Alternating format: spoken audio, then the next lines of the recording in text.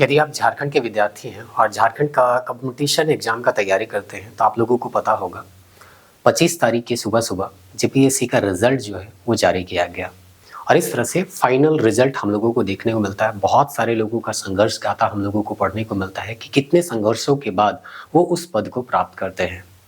और कुछ दिन जब बीतता है तो धीरे-धीरे हम लोगों को पता चलता है कि रिपोर्टर जो है वो रिपोर्टिंग करने के बजाय प्रचार का काम करने लग जाते हैं। मतलब ऐसा आरोप लगाया जाता है और ऐसा देख के अनुभव भी होता है कि जो रिपोर्टिंग करना चाहिए, जिन बातों पर रिपोर्टिंग करना चाहिए, उन मुद्दों को छोड़ के वो केवल एक प्रचार का काम में लगे हुए हैं, ऐसा देख के लगता है।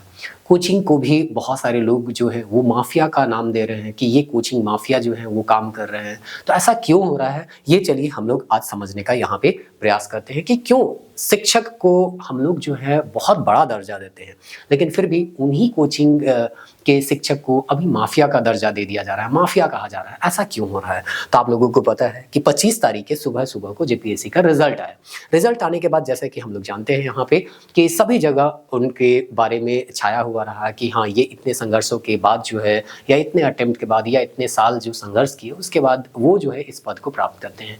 एकदम ये जेन्युइन चीज़ है, ये बताना भी चाहिए ताकि दूसरे लोग देख के मोटिवेट हों और इस एग्ज़ाम को पास करने के लिए इस एग्ज़ाम का वो प्रिपरेशन करें। लेकिन इसके तुरंत बाद एक नया काम यहाँ पे शुरू हो जाता है। काम क्या शुरू हो जाता है? बहुत सारे कोचिंग वाले आगे आते हैं और वो बोलते हैं कि हमारे संस्थान से इतने विद्यार्थी पास हुए। ये बताना भी बहुत ज़रूरी है। क्यों नहीं बताया? अगर हमारे कोचिंग से, हमारा यूट्यूब का नाम भी कोचिंग चैनल से है, तो अगर हमारे कोचिंग से कोई भी पास करते हैं तो एकदम बताना लाज़मी है। गलत कौन सा बात है? गलत बात वहाँ हो जाता है जहाँ पे हम एग्जैक्ट नहीं बताते। यहाँ पे कहते हैं सिलेक्शन 130 प्लस। अब समझिए, अगर आपके गांव में कोई एक व्यक्ति भी इस पद को प्राप्त करता है, जेपीएससी में एग्जाम अगर निकाल लेता है, तो पूरा गांव तो छोड़ दीजिए, गांव के साथ साथ है ना 3-4 गांव छोड़ दीजिए, जिला से दूसरा जिला में भी खबर चला जाता है कि हाँ फलाना जिला का एक व्यक्ति जो है, हमारा नानी घर का, हमारा मौसा घर के आसपास एक व्यक्ति जो है वो वीडियो बन गया, सीओ बन गया, जेपीएससी में पास कर गया। और आपके कोचिंग से कोई व्यक्ति एग्जाम निकाला और आपको पता नहीं है कि वो एग्जाम निकाला है कि नहीं। आप प्लस मतलब क्या कहना चाहते हैं? 342 सीट है, 342 सीट में अगर 131 जन भी अगर निकाला होगा तो आप उसको काउंट कर सकते हैं। वो भीड़ नहीं है, वो उस भीड़ से निकला हुआ हीरा है ना, जिसको आप जो है बता रहे हैं कि यहाँ से, हमारे यहाँ से वो पास किया है। चलिए ठीक है, हड़बड़ी में आप बता देते हैं कि 130 जानकारी नहीं है तो हो सकता है और 2-4 जन होंगे, लेकिन आपको 2 दिन बाद क्लियर करना चाहिए, 3 दिन बाद क्लियर करना चाहिए, क्योंकि ये इतना बड़ा रिजल्ट है कि आपको तो आइडिया हो ही जाएगा, क्योंकि आपके वो क्लास से वो पढ़ के निकला है तो आपको तो आइडिया हो ही जाएगा कि कौन कौन जो है हमारे यहाँ से पढ़ के गया है। क्योंकि एक कोचिंग से अगर इतना बड़ा एग्जाम को कोई निकाल रहा है तो वो साल भर, 2 साल, 3 साल तो जरूर जुड़ा हुआ होगा, तभी निकाल पा रहा होगा। और नहीं तो आप क्या कर रहे हैं कि वो आपको इंटरव्यू देने आ रहा है, इंटरव्यू देने वक्त आप उससे साइन ले रहे हैं कि अगर आपका रिजल्ट आता है तो हम आपको ये कहेंगे कि आप हमारे क्लास में पढ़ते थे। तो केवल इंटरव्यू लेने गया और उसके बाद आप उसको अपना स्टूडेंट बता रहे हैं, केवल वो टेस्ट देने गया और आप उसको अपना स्टूडेंट बता रहे हैं, तो यहीं पे माफिया वर्ड जो है वो जुड़ जाता है, क्योंकि आप जो है क्लियरली चीज़ों को नहीं बता रहे हैं। और इसीलिए लोग जो है वो शिक्षा के जो सबसे बड़े, हम कह सकते हैं जो पद में है, जो कि शिक्षा देते हैं, बांटते हैं, हम कहते हैं कि आप जाइए, इतना बड़ा एग्जाम जो है आप निकाले हैं, आप जाके वीडियो बनिएगा, सीयू बनिएगा, डीएसपी बनिएगा, अपने पद में रहते हुए कोई भी आप भ्रष्टाचार का काम नहीं कीजिएगा, किसी तरह से कोई भी गलत काम नहीं कीजिएगा। और आप खुद यहाँ पे गलत काम कर रहे हैं, गलत काम कर तो रहे हैं, क्योंकि स्पष्ट अगर नहीं बता रहे, कोई चीज़ों को छुपा रहे हैं, तो आप क्या कर रहे हैं? गलत काम कर रहे हैं। सीधा सा कोई भी कहेगा, कोई भी आरोप लगाएगा। और एक कोचिंग वाला अगर 130 प्लस करता है, दूसरा कोचिंग वाला 140 प्लस करता है, तीसरा कोचिंग वाला कुछ अपना संख्या बताता है, तो इस तरह से सबको जोड़ दे तो पता चलता है 342 सीट है। और यहाँ हम लोगों को क्या देखने को मिल रहा है कि 500 से ज्यादा लोग क्लेम कर रहे हैं कि यहाँ पे पास हो गए हैं। आप समझिए कि सबको जोड़ दिया जाए तो 500 से प्लस आ रहा है और यहाँ पे टोटल सीट है 342। तो कोई आम इंसान कहेगा ही कहेगा कि यहाँ सब लोग पैसा कमाने की होड़ में आ जाता है। अब उसके बाद क्या होता है कि जैसे यहाँ पे हम रिजल्ट दिखाए, अब देखिएगा, आप किसी का यहाँ पे पर्टिकुलर नाम नहीं लेना है और किसी को यहाँ पे आरोप नहीं लगाना है। हर व्यक्ति में कुछ खामियां होती हैं और कुछ उनमें अच्छाइयाँ होती हैं। तो जो खामियां हैं उसको हम लोग समय के साथ दूर करते हैं। अगर उन लोगों को लगता है कि ठीक है इस बार गलती हो गया, तो नेक्स्ट टाइम उन लोगों को अपने में सुधार करना चाहिए। और हम लोगों को भी अपने गलतियों को समय के साथ सुधार करना चाहिए, ताकि हम लोग शिक्षा जगत से जुड़े हुए हैं। जैसा कि हम बताएं कि हमारे चैनल का नाम भी कोचिंग के नाम से रखा हुआ है, तो हम लोगों को भी बुरा लगता है कि कोई कोचिंग माफिया बोलता है।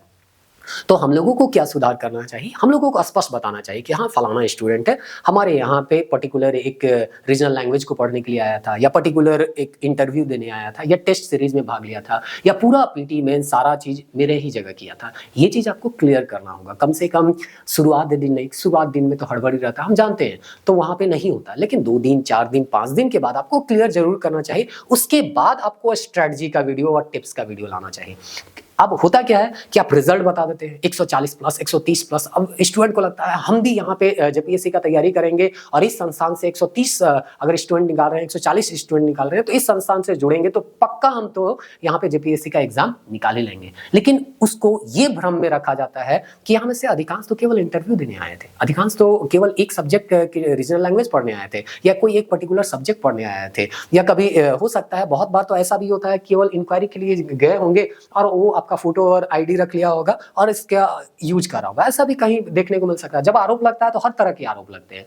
तो इस तरह से यहाँ पे जो है आपको तुरंत स्ट्रेटजी का वीडियो नहीं लाना चाहिए था, आपको क्लियर करना चाहिए था कि हाँ इतना व्यक्ति जो है हमारे यहाँ से निकाला। लेकिन स्ट्रेटजी का वीडियो लाके आप क्या कहना चाहते हैं कि हमारे यहाँ से 130-40 स्टूडेंट पास हुआ है, आप आइए एडमिशन लीजिए और देखिए कैसे जेपीएससी एग्जाम आपका क्या होता है, क्रैक होता है। लेकिन ओरिजिनल जो चीज है उसको तो बताया ही नहीं जाता है, ना कोचिंग वाले बता रहे हैं, है ना, और ना ही जो रिपोर्टर है वो यहाँ पे बता रहे हैं। होता क्या है कि इसके बाद तो आप देख के तो चले जाइएगा, कोचिंग में एडमिशन ले लीजिएगा, आप 10,000 20,000 50,000 बहुत सारा अलग अलग संस्थान का अलग अलग क्या है फीस है। कोई बोलता है मुफ्त में पढ़ा रहे हैं, कोई बोलता है ना कि हम थोड़े बहुत पैसा लेके पढ़ा रहे हैं। लेकिन इनडायरेक्टली देखिएगा तो कहीं ना कहीं सबको जो है वो इनकम हो ही रहा है। ऐसा नहीं है कि कोई मुफ्त में पढ़ा रहा है और जो है उसका कोई भी इनकम है। अगर ऐसा है तो वो बहुत अच्छी बात है, उसको हम लोगों को प्रचार और प्रमोट करना चाहिए। लेकिन अधिकांश जो भी कोचिंग वाले हैं वो तो आपको पैसा लेते ही हैं और आप क्या करते हैं, रिजल्ट को देख के जोश में आ जाते हैं कि 130-40 रिजल्ट हुआ इस संस्थान में और वहां जाके एडमिशन ले लेते हैं। और उसके बाद जब आगे की प्रक्रिया शुरू होती है तो आप जो होते हैं निराश हो जाते हैं और पढ़ाई बीच में ही छोड़ देते हैं।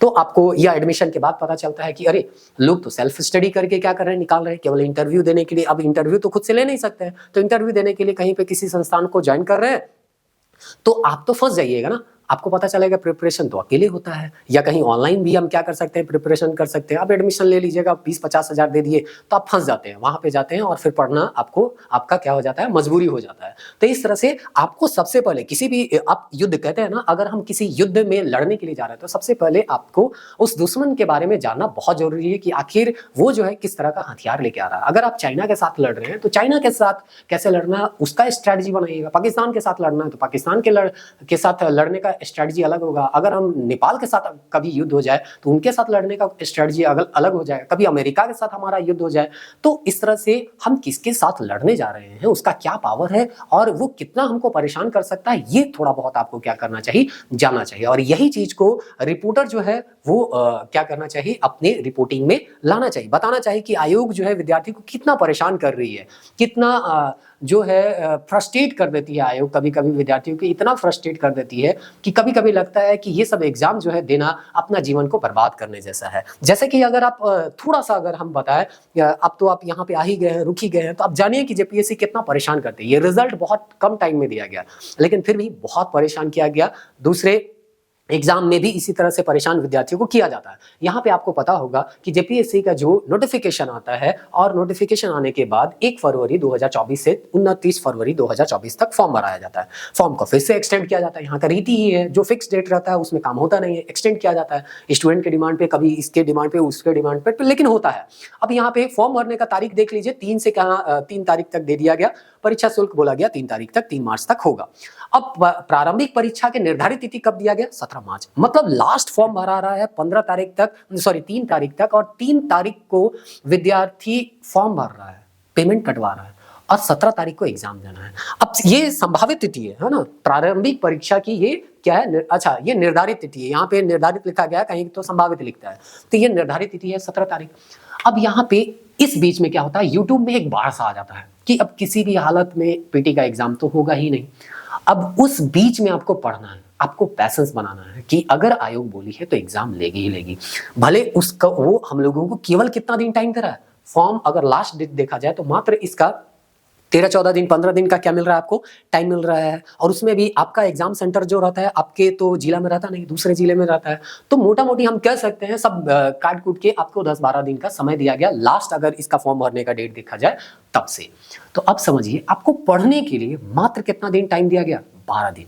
अब 12 दिन में भी आपको YouTube से अगर आप देख रहे होंगे, आप जाके देखिएगा, अगर साल भर से अगर तैयारी करिए होंगे तो आपको पता होगा YouTube में बहुत कोई आते हैं सीना ठोक के बोलते हैं कि एग्जाम तो होगा ही नहीं। अब पता चलता है एग्जाम हो गया, अब विद्यार्थी उसमें परेशान। अब एग्जाम हो भी जाता है तो ऐसा नहीं है कि एग्जाम हो गया और एकदम साफ सुथरा से हम लोग दे के आ गए, चलो पहले से अगर पढ़ा हुआ था तो हम लोगों का एग्जाम क्लियर हो जाएगा। नहीं, आपको पता चलता है एग्जाम सेंटर से आप निकले नहीं है कि न्यूज आता है कि पेपर तो लीक हो गया।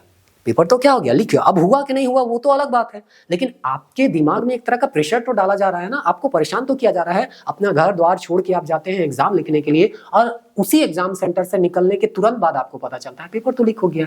अब बाद में सिद्ध होगा ना कि पेपर ओरिजिनल में लीक हुआ है कि नहीं हुआ है। देखिए सीजीएल का मामला अभी चलते है ना, कि अब सिद्ध होगा, कोर्ट बोल देगी कि लीक हुआ है तो सब मान लेंगे कि लीक हुआ है, अगर नहीं बोल देगी तो लीक हुआ भी होगा। अगर कोर्ट में साबित नहीं कर पाए तो सीधे लीक नहीं हुआ है। अगर चोरी हुआ है और चोरी हुआ है ये बात आप साबित नहीं कर पाइएगा तो माना ही जाएगा कि चोरी नहीं हुआ है। तो कोई भी काम यहाँ पे होता है ना तो सबसे पहले साबित करना पड़ता है। तो यहाँ पे ठीक है, बाद में पता चला कि ठीक है यहाँ पे पेपर लीक नहीं हुआ था या जो भी चीज हुआ था वो मामला खत्म हो गया, पेपर लीक नहीं हुआ, ये सब मामला खत्म हो गया। पीटी के बाद आप देखिए मेंस का यहाँ नोटिफिकेशन आता है कि मेंस कब होगा। तो यहाँ पे रिजल्ट वगैरह आता है और बोला जाता है कि आपका मेंस होगा 22 जून से लेके 24 जून के बीच होगा। तो आप समझिए 17 मार्च को आपका क्या आता है, पीटी का एग्जाम होता है। उसके लगभग 1 महीना के बाद आपको रिजल्ट दिया जाता है और आपका जून में, मतलब मोटा मोटी पीटी के एग्जाम के देने के बाद अगर 17 मार्च को भी देखा जाए तो 17 मार्च, अप्रैल, मई, जून, मतलब मात्र 3 महीना पीटी एग्जाम देने के बाद मात्र 3 महीना जो है आपको मेंस का तैयारी के लिए दिया जाता है। और मेंस का सिलेबस देखिएगा ना तो दिमाग खराब हो जाएगा, इतना ये लोग सिलेबस डाल दिया है। लगता है जैसे कि अब एक हमारे चैनल में भी वीडियो वायरल हुआ है, वहां पे देखे होंगे या दूसरे चैनल में भी देखे होंगे, विकास दिव्य कीर्ति सर वो बोल रहे हैं कि सबसे वास्ट सिलेबस जो है ना यूपीएससी से भी वास्ट सिलेबस कौन है, जेपीएससी का। इतना सारा चीज डाल दिया, मतलब जो मिला सबको डाल दिया गया है, पढ़ो और उसके बाद एग्जाम दो। तो इतना बड़ा सिलेबस को तैयार करने के लिए आपको पीटी एग्जाम देने के बाद मात्र कितना दिन दिया, 3 महीना का टाइम दिया। अगर रिजल्ट का बात किया जाए तो रिजल्ट 1 महीना के बाद मान लीजिए मोटा मोटी, तो आपको मात्र 2 महीना के बाद, रिजल्ट जब तक नहीं आता बहुत सारे विद्यार्थी तैयारी नहीं शुरू करते हैं, रिजल्ट आने के 2 महीना के बाद आपका मोटा मोटी क्या हो जाता है, मेंस का एग्जाम हो जाता है। इतना कम टाइम। अब ठीक है भाई, तुम्हारा मन था, तुम बहुत तेजी से जा रहा था, हमको खुशी हुआ, पुराने जो भी विद्यार्थी थे उन लोगों को खुशी हो रहा था, चलो जल्दी जल्दी हो रहा है तो अच्छा है, इस बार हम लोगों का सिलेक्शन हो जाएगा। नेक्स्ट टाइम जब आएगा जब पीएससी अगर इतना ही फास्ट होगा, हर साल एग्जाम अगर क्लियर होगा तो नेक्स्ट जो स्टूडेंट आएंगे उन लोगों को फायदा होगा और वो लोग जो है नेक्स्ट टाइम में ले लेंगे। हम लोग इस बार क्या करते हैं, ले लेते हैं। इस खुशी में बहुत सारे लोग क्या करते हैं, एग्जाम भी दे देते हैं। लेकिन अब क्या, अब पता चलता है कि यहाँ पे रिजल्ट आते आते जो है या रिजल्ट का डिमांड करते करते साल भर बीत जाता है। अब समझ लीजिए जून में एग्जाम हुआ था मेंस का और उसके बाद फाइनल रिजल्ट के लिए कितना यहाँ पे आंदोलन हुआ, अध्यक्ष त्याग पत्र दे दिए, उसके बाद जो है नया अध्यक्ष के लिए आंदोलन किया गया, नया अध्यक्ष आए फिर भी रिजल्ट नहीं मिला, उसके लिए भी आंदोलन किया गया, तब जाके यहाँ पे 25 जो जुलाई है उसका सुबह सुबह आपको क्या होता है, रिजल्ट देखने को मिलता है। तो इतना लेंदी प्रोसेस से होके गुजरना पड़ा। ये 1 साल का ही समय है मोटा मोटी, हम मान के चल सकते हैं 1 से 1.5 साल का समय। लेकिन इस 1 से 1.5 साल में विद्यार्थी किस फ्रस्ट्रेशन से गुजरता है वो विद्यार्थी ही जानता है और जो सीरियस कैंडिडेट है वो जानता है। एक तो होते हैं बहुत सारे ऐसे विद्यार्थी की जो नाम क्या गए और एग्जाम दे के आ गए, उन लोगों का यहाँ पे हम बात नहीं कर रहे हैं। एक विद्यार्थी है जो कि इंटरव्यू दे के अभी फेल हो गया, एक विद्यार्थी बहुत मेहनत करता है लेकिन मेंस में क्या हो जाता है, फेल हो जाता है, हम उसका बात करते हैं। क्योंकि वही लोग जो है रात दिन मेहनत करता है और उन लोगों को जैसा उनका सोच था उसके अनुसार रिजल्ट नहीं मिलता है। तो इस तरह से अभी आप देखिए 5 दिन के होने के करीब आ गया है, लेकिन फिर भी यहाँ पे हम लोगों को ना कट ऑफ का पता है और ना ही किसी तरह का मार्कशीट का पता है। तो इसको कौन रिपोर्टिंग करेगा, रिपोर्टर ना रिपोर्टिंग करेगा। रिपोर्टर केवल प्रचार थोड़ी करेगा कि हाँ ये गरीब का बच्चा था ये निकल गया, वो कोई भी यूट्यूबर जो है या उसको कोई भी प्रचार कर सकता है। आप उन बातों को खंगालिए ना जो जिससे जो है विद्यार्थी परेशान हो रहे हैं। आप आयोग से सवाल पूछिए कि आप इतना लेंदी प्रोसेस क्यों कर रहे हैं, आपका हर मामला जो है वो कोर्ट में क्यों चला जाता है, आप अगर रिजल्ट दिए हैं तो कट ऑफ क्यों नहीं दे रहे हैं, मार्कशीट क्यों नहीं दे रहे हैं, ये सब सवाल आप पूछिए ना, ताकि आने वाला जो एक विद्यार्थी है जो कि नेक्स्ट एग्जाम का तैयारी करेगा, जिसका कोचिंग वाले लोग क्या कर रहे हैं या बहुत सारे लोग जो है स्ट्रैटेजी बता रहे हैं, तो स्ट्रैटेजी बता रहे हैं तो आप लोगों को ये भी तो बताना चाहिए कि इस तरह से परेशानियों से हम लोगों को गुजरना होता है, तब जाके आप जो है इस एग्जाम को पास कर सकते हैं। और इसीलिए आप लोगों को भले नेगेटिव न्यूज सुनने को मिले, लेकिन उसको आपको इग्नोर करना है, लगातार तैयारी करते रहना है, तभी आप एग्जाम को क्या कर सकते हैं, प्रिपेयर